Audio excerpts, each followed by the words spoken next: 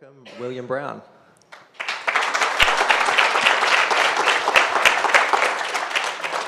All right, thank you all for coming, and I know it's been a very long day. This is the last session, and I hope that you've all enjoyed the Security, Identity, and Privacy mini-conf. It's been very interesting for me. So first, who am I? My name is William Brown. I'm a senior software engineer at SUSE. You can generally better find me online as first year. By day, I write LDAP servers, so I specialize in authentication. I really live and breathe that space, and I also have another project for this, which is CunnyDM. I'm based in Queensland, Australia, which means that for our international guests, that's UTC +10, so the best way to contact me if you have questions later is email. For those of you who aren't able to read this, it's wbrown@suse.de. And if anyone is wondering, you may take photos of me and the slide content during the presentation and post online. So enough of that. Let's not talk about authentication for a second. Let's talk about doors. Now, here is one of our lovely mini-conf organizers standing in front of his favorite door. Doors are something that we interact with daily. They are something that we use to keep things out, such as at the moment, the noise in the corridor, or things in, such as our pets that we love dearly. Doors often have authentication, such as keys or bearer tokens or JWTs. You have some really odd hobbies, anyway. But doors have a problem. Documentation. It's a door. Why do we need to document this? Who here has gone to a door and pushed on it and it didn't move? Hands up, go on, who's done it? For those of you who can't see the audience, it's 100% of the people in the room, because anyone who kept their hand down is a liar. And the thing is that within this room, we have a lot of very smart people. And yet when we go to these doors, we feel stupid. But that's not the case. Maybe we aren't stupid. Well, I hope we're not stupid. Maybe there's something else here that's wrong. Maybe the interface, the interaction that has occurred has a flaw.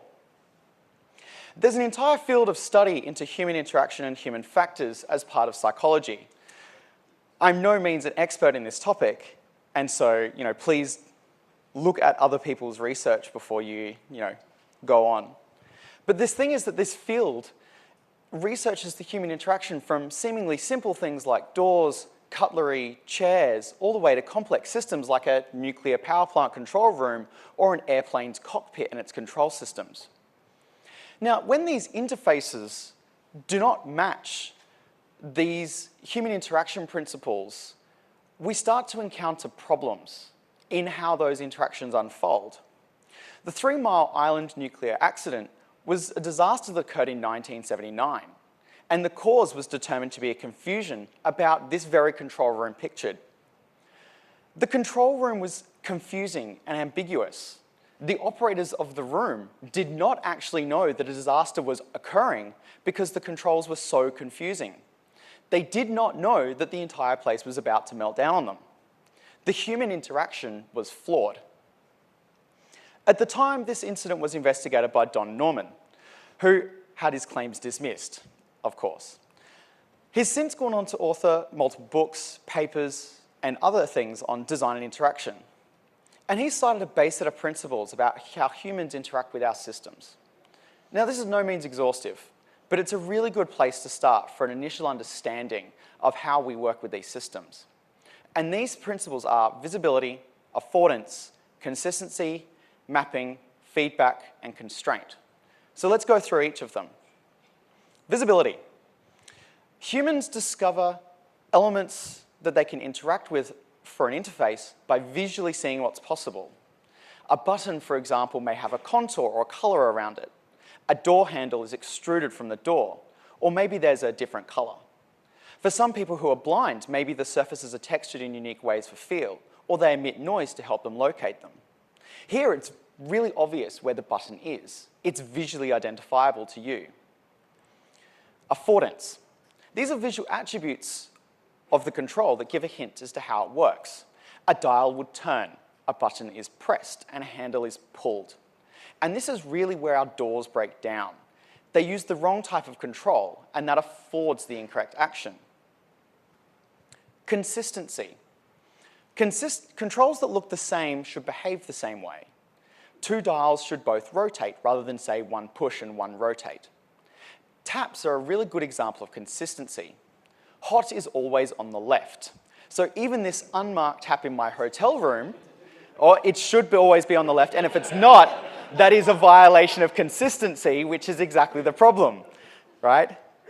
This one is consistent, so even though it is unmarked, it works the way we expect. Now, mapping. This is the relationship between controls and its effects. So the knobs on a stove should be laid out in the same arrangement as the burners. So this stove is an example of poor mapping. The burners are laid out horizontally, and yet the knobs are vertical, such as this. And this means that there is now documentation on our stove to make up for the poor design. Feedback. When a control is used, we need a way to know that an action has occurred. A button made a press and a sound plays, or an indicator and a light changes. A lack of feedback can confuse people. And a really good example of this is pedestrian buttons in Australia and New Zealand. You don't know if your input has been received. This is why people stand at the lights, mashing the button like this, because they don't know if it's worked. And I've even been caught out standing at lights where the button input wasn't received and had to wait. And finally, constraints. Limits on these controls to prevent invalid or unsafe states. For example, gas and water fittings screw the opposite direction so they can never be accidentally connected. Or car gearboxes will not let you select reverse while going at above a certain amount of a certain speed. Now, computers are systems that we interact with as well. All of these principles apply to how we interact with computers, and there's many more on top. Apple, Microsoft, KDE, Android, they all provide human interface guidelines. These human interface guidelines encompass these principles we've just covered and many more to help you design user interactions and graphical user interfaces. And it's really important that these exist and that they are followed, not just for consistency of the applications that you develop, but also for accessibility. A lot of accessibility tools, such as screen readers, rely on you adhering to your framework's human interface guideline. So to discuss this, let's actually look at a UI and talk about some of these elements and how we interact with them. So menus have drop-downs. This gives you immediate feedback that your click has been received. And of course, because you're using the framework, all of these menu items can be found by a screen reader. These menus have consistent items that don't change between invocations. And they show what can be done based on current constraints, which is why these items are grayed out. They are now inactive. Keyboard shortcuts are listed next to their actions to aid in discoverability, so that future uses, you can then use the keyboard shortcut. Buttons are visually identifiable as areas to interact with as a mouse. And the location that is editable is visually distinct from the mouse interaction spaces, affording that you type into that area. Of course, when these rules are abused and broken, it feels like you're standing at the door again. Have a look at this website called userinyourface.com. It is a hell of an experience. Okay, it is, according to my friend, she said, "Oh dear God, I'm sure it's a trash fire on desktop, but it is something special on mobile." As you're going through this website, and I strongly recommend you go and have a go at this website, you should think about what principles are actually being broken in order to trick you and to make you have a bad experience. Of course, these rules also get violated in order to coerce us. Thinking about modern websites, they weaponize these design principles against you. For example, when you're visiting the Reddit website, it opens up this white box at the bottom. The Reddit app option looks like a default and gives no indication it's going to take you away from the page. The continue option is grayed out, pretending to be an inactive constraint, even though it works by abusing consistency about the gray to indicate inactive. And finally, the distance between these options makes it hard for you to create a mapping or a relationship between the open and continue on the right and where that will actually take you on the left. So let's actually look at authentication now. That's apparently why we're here. This is an interaction that we really want to make secure and private. So auth is specifically the process of identifying yourself to a service to access resources. Now, why do we want this? Resources could be sensitive. They could be costly. We could have personal data there. There could be financial related information. There's no limit to why we want to authenticate to these protected resources. And this is exactly why we need authentication, to know who is accessing them and to make sure that they are a legitimate individual. But the service also has to authenticate itself to us, because we need to know that it is the service we are connecting to. So today we use passwords. They're a shared secret, which the service should know and I know. They were invented in 1960 as part of MIT's CTSS, where they were used to isolate users' computing resources. However, in the words of their own inventor, passwords have gotten out of hand. They were a quick fix for a problem that existed at the time. They were never intended to survive this long. The inventor said, there will be better solutions, we'll just come up with that later. Yeah, tech debt. So, of course, this has led to an interesting problem. People want access to these resources because they are valuable. So authentication and passwords have been attacked. And this has really led to an arms race. It turns out that computers are really good at guessing passwords really fast. Who would have thought? So we invented these protections that burdened the user instead of fixing the problem. Now, I'm not sure about these rules. They're a bit complicated. They need blanks. You can't contain an EID. Well, I don't know what that is. It checks a birthday, which date format and which localization, and dictionary words are rejected. And letter transpositions are also rejected. This is a really complicated scheme. I'm not sure I could make a password to get this, to pass this on the first go. But people keep saying password rules are a great idea, but they're not. They're inaccessible. Human memory doesn't really work like this. People are not computers. Humans are very bad at remembering arbitrary and complex strings. And this scheme demands a person to act and behave like a computer, which we're not. Even worse, we then came up with further schemes to insist that people would change their password at every X number of days, which means that people will never make the effort to try and remember. Instead, they'll use predictable tricks like password 1 exclamation mark, password 2 exclamation mark. Patterns that are trivially guessable and easy to bypass, which leads to further styles of computer attacks. Brute forcing, where you send lists of common passwords or common password transformations. This works hundreds of thousands of times per day on Azure AD, according to their data that they've released. It's 2020 now, and this is still working. Thankfully, though, modern defenses are better, such as rate limiting of attempts, which is slowing down what attackers are able to do. But that's led to new attacks. So let's get into the really serious stuff. Phishing. People attempt to phish all the time. They try to trick a user to visit a fake website and get the details. Who here noticed the URL is subtly different? All right, because I started talking about phishing, you're all looking for it, right? So this is, yeah. So this is actually a really bad Photoshop. I'm going to say that Fastmail do an excellent job on security. This is not a hang up on them. They do a great job. Fastmail, if you ever want to buy screws and fastenings, definitely give them a look. Anyway, the point is that this attack relies on consistency of our user interfaces.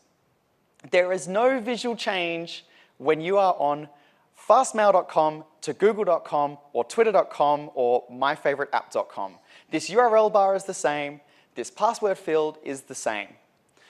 Imagine if, say, the domain was hashed into 4 emoji and stuck up somewhere in the tab so that you had a very easy graphical way of seeing that you're on a different domain.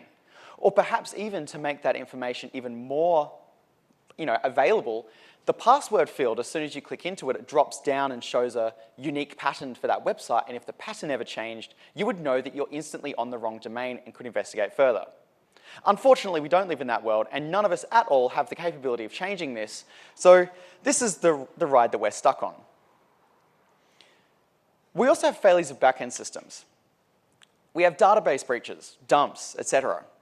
Hashes for cryptographic verification are used for password storage instead of key derivation functions. And this leads to people creating rainbow tables and offline brute force to recover the original passwords out of these dumps. It turns out programming really sucks as a user experience. There is almost no feedback, no constraints, and no help to make sure that you're doing the right thing. Programming is just a field of landmines that we can just walk through and make mistakes all the time. And this has really led to other styles of attacks. Credential stuffing is probably the main one that has come out of this kind of thing. Because people reuse passwords as they were made so hard to remember, people started to use one password everywhere. So if one web service gets breached, we can then take a username and password and replay it on every other web service and see what we get into. And this works a surprising amount. Again, Microsoft's own data from Azure AD shows that this works every day, and they experience it every day. So if we just have a little summary here, right? The things that we've tried to do with passwords just don't work.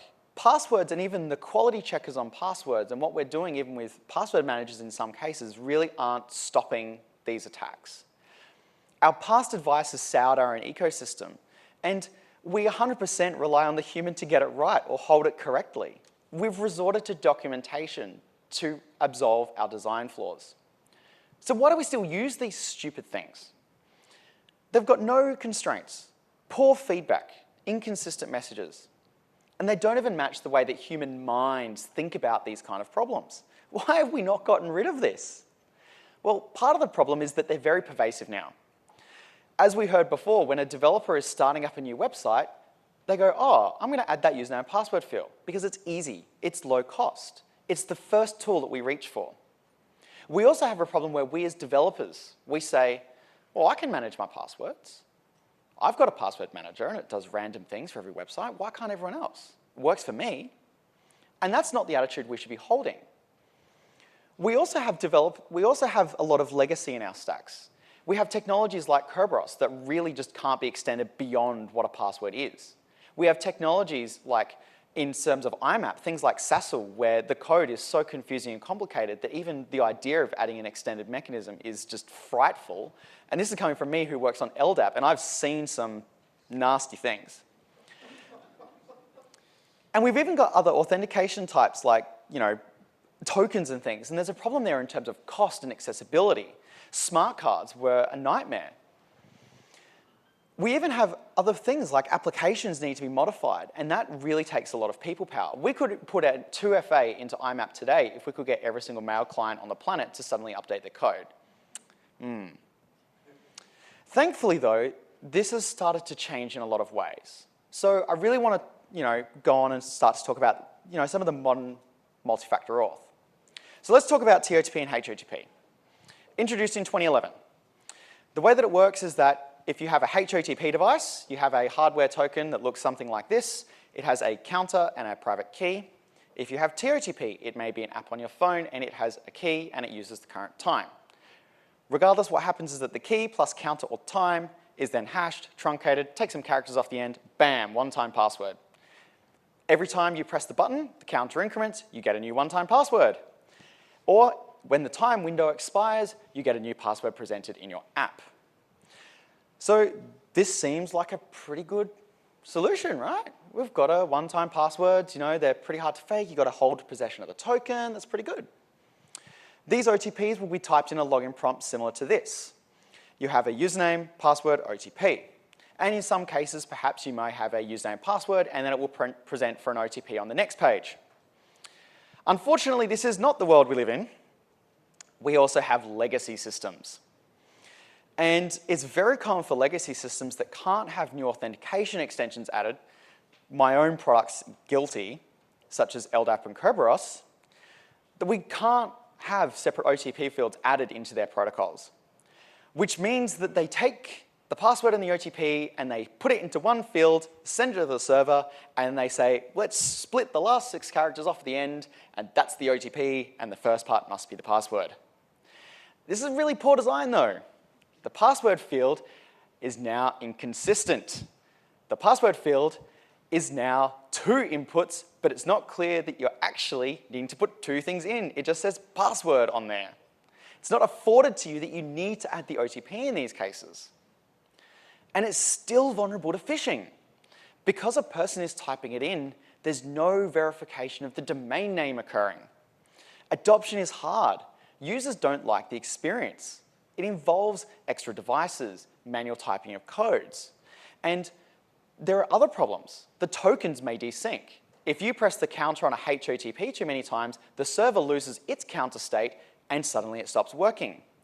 Or some people with TOTP, who's had the TOTP racing game where you've pressed your TOTP and you've got to type it as fast as possible before it expires, or do you wait those 15 seconds and try again? So sometimes it can be really frustrating to use these things. And sometimes a real problem is that the token is used infrequently. And it's because it's separate from your machine, it can be easy to forget. You're at your laptop and you need to go and scramble out of bed to find your phone so you can log into PayPal for that late night purchase that you've done. It can be very frustrating because you also need a token for every site. So my free OTP page, which I don't really want to show, but you can just scroll and there's so many tokens. And this is really difficult because it becomes hard to make the relationship between which token to which site because the OTP app only shows a very small grey text under each one. Of course, there are some things that can help here. There are browser extensions which now can provide OTPs. They can do stronger checks on the domain name in question, which could prevent phishing. There are some arguments against this, though. The token's now on the device. So there's a risk of, say, an untrusted application or a risk of the device being compromised and the token being extracted. But if your device is compromised, you have significantly bigger problems. Your session cookies could be stolen post-authentication. They don't even need to get anything. The OTP could be keylogged or stolen from your paste buffer. Or there's other types of data exfiltration that could be occurring from your machine. So these arguments kind of fall down, and so it's much better to actually have these things associated with the device to help that, make it a bit easier for the person. In terms of our attacks, though, TOTP and HTTP do stop most of the dangerous attacks that occur on our networks today. The one that they really just can't stop is phishing. So they can be low cost. And things like free OTP on phones is a low cost and easy accessible solution. The browser extensions also are a really low cost way of doing this. And this is one of the reasons why free OTP and HTTP gain so much traction, is that they're cheap for end users. But the problem is that they have inconsistent user interfaces for entry and a poor mapping of the token to what service you're using. There's also very few constraints on entering your OTP into the wrong service. So let's talk about some more modern technology such as U2F or WebAuthn. This was introduced, I think about 2017, 2018, but it was really ratified in 2019 when WebAuthn was finalized to really make it much more universal. The way that it works is that it has a cryptographic processor on a token such as this, and it often is plugged into a USB port. At the moment, there is actually some very exciting news, which is that there's talk of Firefox shipping their soft token as part of the web browser, which I think is quite cool. They can be permanently embedded into computers due to their small size. I would lift up my laptop and show you, as I've got a YubiKey Nano stuck in the side. And this is really good because it means that it's not removable from the device that you're authenticating from. It's always there. You're not going to lose it. Who here knows where your phone is right now? People who didn't put their hand up are liars. So we are really good at managing these personal devices, and if your token is inside of it, it's very easy for us to then use it when we need it. For example, our laptops are the same. And in some cases, these tokens may be built completely into the device. So how does it work? So we have a relying party, which is the website you want to authenticate to. And this takes a randomized challenge, some entropy, sends it to the client. I'm heavily glossing over this, by the way. The client then takes that challenge and the domain name and sends it into the hardware token, generally a U2F device. Using its private key, it then takes the domain name, derives a site private key and then signs that challenge data with that site-specific private key. This signature is then returned to the web browser and returned to the website, where it is checked against the public key that was previously provided. This is the crucial step, though. During this, the private key is derived per domain. So this means that you have one token that can work on multiple domains, and depending on the design of the token, potentially infinite domains. Every domain has a unique private key and a unique associated public key on the other end. And this makes for a very important result. Phishing is not possible, because phishing that relies on a domain name that is visually similar for a human, the computer will pick it up, and this token will use a different private key, meaning that you cannot replay that challenge response into the legitimate site because it will be using a different key, and the authentication will immediately fail. As well, these tokens require physical interaction. You have to touch the device before it will authenticate you. This is visually indicated through the device flashing, or very prominent on-screen prompts such as above that tell you what website would like to use your token at the moment. A compromised endpoint, such as one that we talked about before, they can't extract the key material, and they actually can't even falsify an authentication attempt because you need to physically interact with it. This means that as well, if feedback is occurring, such as the device flashing, but you did not initiate it, maybe your device has a problem and you should investigate it. There's also future keys like Touch ID or the Yubico biometric keys that are being talked about that have fingerprint readers. And websites can insist on verified auth. What this means is that your token itself is now multiple factors, possession and your biometric or a PIN. And this means that theft of the token does not immediately mean compromise of the token as it does previously. And it's these little factors, these subtle changes, that really make a huge difference here. It's got great visibility. It's connected to your device and the prompts are noticeable and clear. It's affordable in terms of the psychological sense. It's easy to see how it's used. You touch and go. It's consistent between every site you authenticate to in the way that it indicates you're about to authenticate. It has excellent mapping. It does one thing and one thing well. You know why you're touching that token and what you intend to do. It has feedback around what is going on and how you need to interact with it.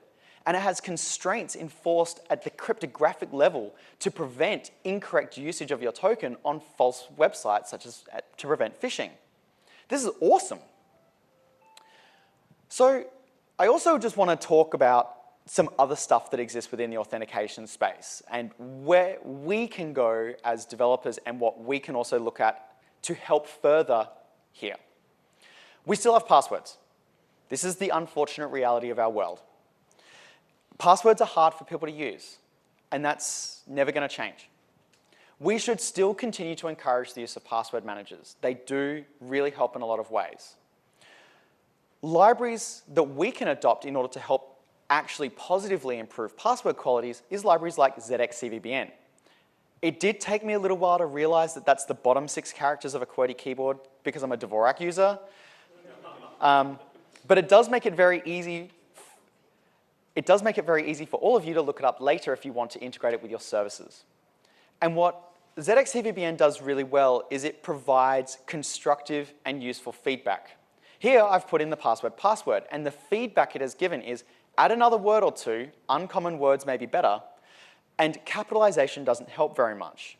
And this is really good advice, actually. This is very simple, it's applicable to many people, and remembering, say, a sentence of words is a lot easier than arbitrary random strings of characters.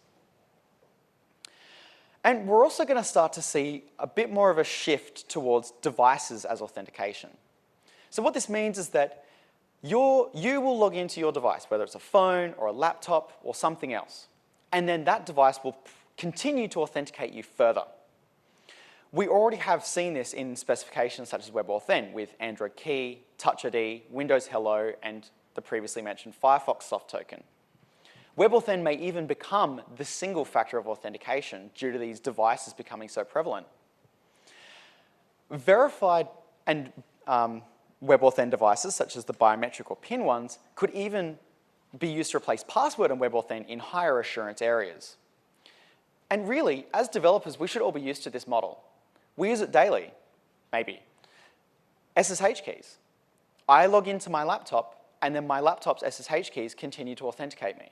So we already understand how this works, and we already have this kind of cryptographic auth, but WebAuthn has made this publicly available to many people in the population. And I also really encourage you to look at the new NIST SP863B Digital Identity Guidelines.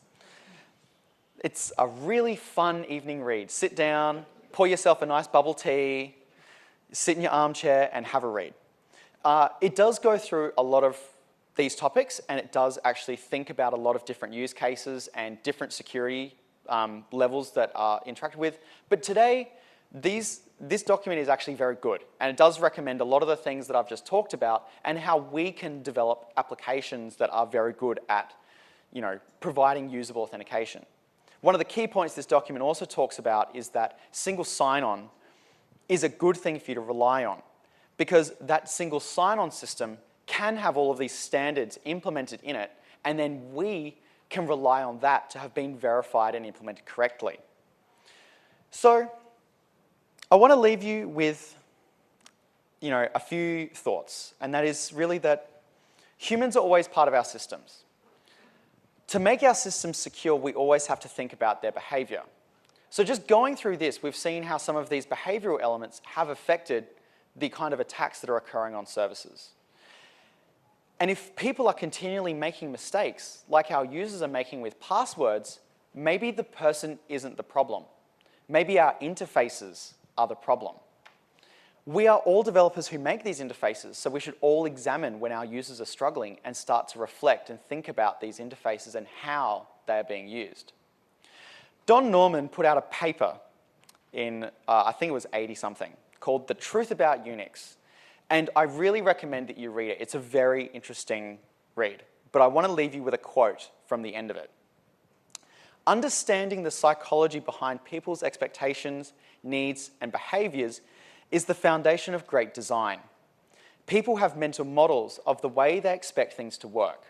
Violating these connections can create frustration or confusion. The price to be paid for design oversight may or may not include potential loss of life. System designers, take note. Design for the system. Design the system for the person, not for the computer, not even for yourself. People are also information processing systems with varying degrees of knowledge, varying degrees of experience.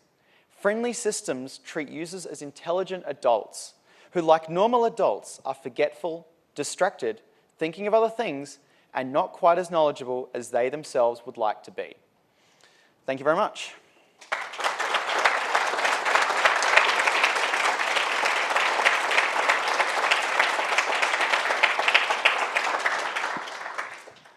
Sorry I'm early. Meant to get to leave earlier. It's almost bang on 40 minutes. What was that? It's almost 40 minutes. Yeah. Very close. Yeah. Questions?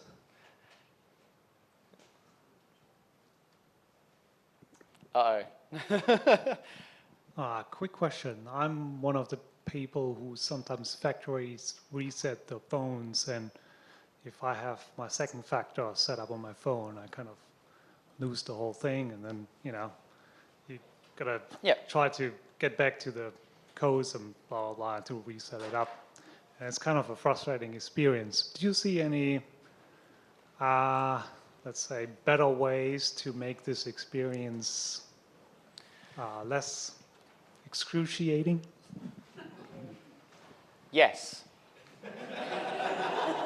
Okay, so there are many ways to make this less excruciating, and it really comes down to,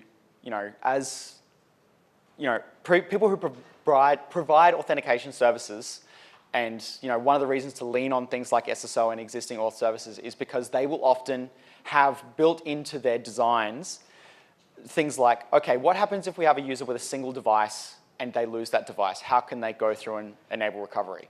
If they have multiple devices, how can we use from one device to get back the other or lock out the other? So there are different ways to do this, and if you would like more details, I've spent a lot of time thinking about this exact problem recently, but I can go through that and send you resources externally. Yeah.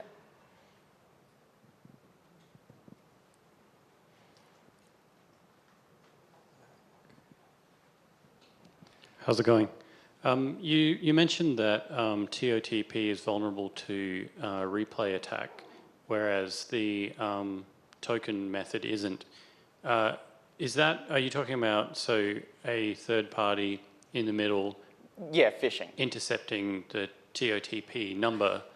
And yeah. Right, okay. So phishing. So TOTP does make it harder because there is a limited time window, but often there are now automated phishing attempts that will basically say, okay, you've fallen for the phish, and it will immediately do the login. So the time limit of that token no longer actually is adding a reasonable defense to say, oh, I pressed the token and you saw a picture of it 3 days later.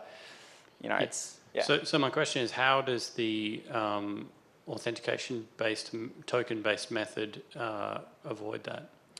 It derives a private key unique per domain. So the domain name is involved in the private key derivation, and that means that it will derive a different private key when a false domain name is used on the phishing website. So the two private keys are different, meaning that the challenge that is signed will never have the same signature from the two. There's here.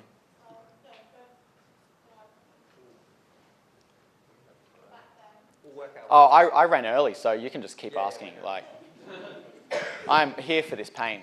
You advocate single sign-on, but in my experience, that usually just turns into forced password reuse, because everything authenticates against Active Directory, and you have to tell everything what your password is so it can authenticate again. So is there actually a way to do it right? Yes.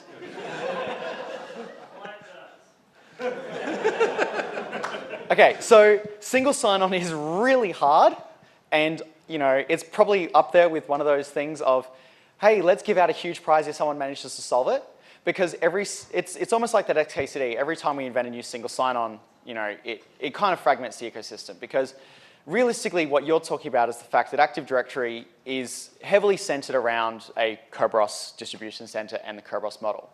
But today we have a large number of applications that do not use or interact with Kerberos in any meaningful way, which means that we then have other interfaces that have to sit on top of AD or interact in different ways. And then we end up with other things like, trying to put on WebAuthn on top of that when AD doesn't work with it, or, and these issues. And this is exactly what Andrew over here was talking about the other day in his talk. And that was that, there are challenges when you have these legacy protocols and systems like what Microsoft has with AD or Samba4 with AD. And these are very hard problems, right? Really hard. This is why I still have a job. So,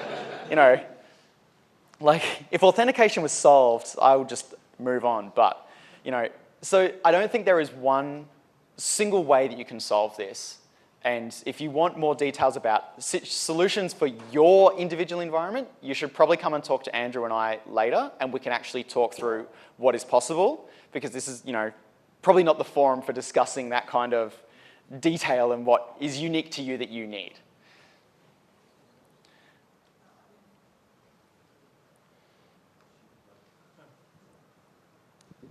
I was just wondering how good OpenLDAP or whatever LDAP system you'd work on handles multi-factor authentication systems. We don't. So this is one of my very big personal frustrations, is that LDAP as a protocol limits what we can do. Now, there are things in LDAP such as SASL which we could extend to have multi-factor authentication, but we then need all the clients to update their SASL libraries, and even adding stuff to SASL is very difficult. And so as a result, and then finally, even just getting people to want to use SASL in the client library or even binding to LDAP today is very hard. LDAP is not an attractive thing to work on. So it does make it really difficult, because you know, there are ways, but there are very significant barriers to this kind of thing. And this is where we see projects like FreeIPA and what they are doing, and what they've chosen to do is they've gone with Kerberos and OTP, and they invented a mechanism for protecting the Kerberos key exchange, so that you use magic, horrible magic, and then you can use OTPs with Kerberos basically, and then they use Kerberos for everything else. So they do have ways of doing this, but then it comes back to you've got the password and the OTP in the one field, and it can be confusing for users and cause problems. And of course, even then, we get to things like WebAuthn, and good luck getting WebAuthn in LDAP. That's going to be a fun one. Andrew is laughing at the very thought of it. And anyway, so this is one of those real challenges, is that what will end up happening in that space is probably that you'll see LDAP become a database where maybe WebAuthn and things are stored in it, but then you may have a front-end processing application that knows how to actually trigger the WebAuthn interactions and these nicer workflows, and then LDAP is just used as a distributed storage. So that's an example for that kind of thing. So yeah, but of course there's other services that can help with this too. So yeah. While we're waiting for the microphone to get to Fraser, if you ever want, please come and approach me, and I'm happy to talk about authentication at length, which is your warning that I will talk about it at length. Yes. William, with the phishing attacks, these are usually relying on the domain name looking similar, or like IDN homograph attacks. Yeah. Is this an area where the principle of consistency in the UI is actually harmful? Yes, it is. So, well, it's the fact that the UI is presented in a specific way. And, you know, the UI elements that we present and focus on when we look at a web page is we look at the content in the center of the screen, and the domain name is relegated to a tiny part in the top. And that's what makes it so that we aren't focusing on that change. And then it leaves us open to these attacks such as, you know, the homographs or you know, similar sort of thing. Like, I remember one that was going around, like, I think it was Cornbank, trying to impersonate Cornbank. That one was good. But the thing is that it's that these applications are not prioritizing, hey, you're on a different website. And this is why I actually did suggest, if you click the password field, and you know how, so on Firefox, it'll drop down and show you, you've got this saved login. But if above that, imagine if it showed you, say, a colored pattern. And if that colored pattern was ever different, you know you're on a different website. And that's a very amazing visual way of, you know, being able to quickly see you're on a different domain. And it actually would enable people to then follow up and investigate. And maybe someone from Firefox, hint, could implement this. This would be amazing. Yeah. Or even maybe an extension. Or an extension, yeah, an extension would possibly do it. But yeah, it does rely on those consistency elements to trick us. That's how it works. Yeah. Do we have time? Yeah, we got time for a couple more questions. Oh no. Don't worry, Paul, I love you. The idea of the token getting the some kind of either the site name or some kind of hash of that, some kind of unique identifier, relies on the browser taking that name and handing it off to that thing. Is that something, I mean, it's the security of that part that I think we need to worry about, and that I can see JavaScript, you know, attacks on that, or okay. So there is JavaScript elements. So to focus that a little bit more, we're not just talking about OTPs here. We're talking specifically about WebAuthn in this case. So in terms of the way that works, the JavaScript which is used for that interaction is minimal, and it actually calls an in-browser API. And that in-browser API then contacts the main browser processes, which are isolated from the rendering processes. And so that way there is assurances that your browser is the one that is handling this and prompting with those UIs, such as the drop-down that says this website wants to authenticate you and this kind of thing. So for someone to attack that would mean that they have a generic code execution within your browser environment. And these things are getting harder to achieve, and they are certainly worth a lot of money. And so there's a lot of interest in finding and securing these things. So you are absolutely correct that we are having to say, yeah, we have to trust our browsers as safe, arbitrary code execution environments, which is a wonderful thing to have to rely on. But the way that they are doing it today in terms of multi-process, sandboxing, the IPCs, and the way that they have structured the WebAuthn interactions actually does help to give you strong assurances that this process has not been tampered with. So it is actually reasonably secure. And if you want more details, I'm happy to talk about it at length. I'm the author of the WebAuthn library for Rust. So I've had the fun of implementing all of this. Lucky last question. Right. Oh, perfect. Thank you. Just a point of clarification. Using U2F, for example, on a YubiKey, you mentioned that there's a domain-specific key, private key that's generated. Does that mean your YubiKey actually stores a different private key for every domain or every service you use that? It's a bit of a silly question, maybe, but that's... It's not a silly question. It's actually a really good question, because the way that that is done is, it confused me at first as well. And realistically, there are two models within different security tokens for this to occur. There are some security keys where it will generate a unique private key per domain, and then there is a finite limit to storage on the key and to how many domains you can have. And this certainly is, for some keys. I don't know off the top of my head which ones, so I'm not going to make those claims.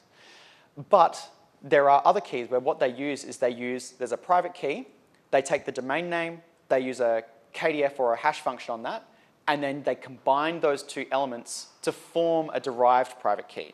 So the private key then becomes ephemeral. All you need is that original private key as a seed, and then the same domain name, and you'll always arrive at the same private key. Okay.